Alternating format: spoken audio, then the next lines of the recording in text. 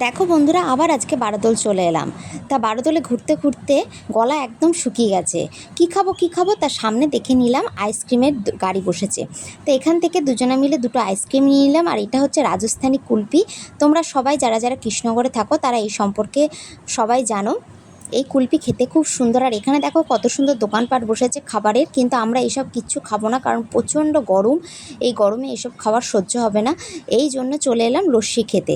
আর প্রত্যেকবার বারোদোলে এলে আমরা এই দোকান থেকে লস্যি খাই। এই দোকানের লস্যি খুব সুন্দর করে।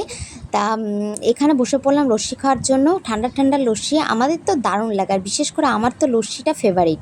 তোমাদের কাদের কাদের লস্যি খেতে খুব ভালো লাগে অবশ্যই কিন্তু কমেন্ট করে জানিও। তারপর লস্যি খাওয়ার পর চলে এলাম মেলাটা একটু ঘুরতে। আর এখানে এত সুন্দর নাগরদোলনা আর সমস্ত রকমের খেলনা জিনিসপত্র এত সুন্দর বসেছে।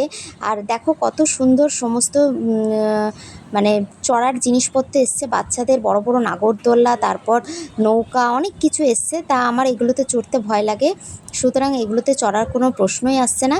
আর এখানে এসছে টারজান সার্কাস।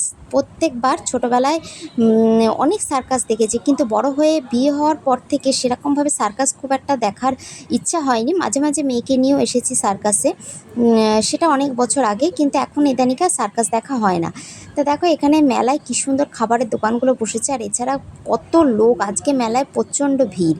তা আমরা এইভাবে মেলায় ঘুরে নিচ্ছি, বেশিক্ষণ অবশ্য থাকিনি, কারণ প্রচণ্ড গরম লাগছে। আর এত ভিড়ে প্রচণ্ড গরম লাগছে। আর আগে বারোদোল মেলা বসলেই না কৃষ্ণনগরে ঝড় বৃষ্টি হতো, কিন্তু কি 2-3 বছর ধরে দেখছি মেলার মতো বসছে, মেলা শেষ হয়ে যাচ্ছে, কিন্তু ঝড় বৃষ্টির কোনো সম্ভাবনাই থাকছে না।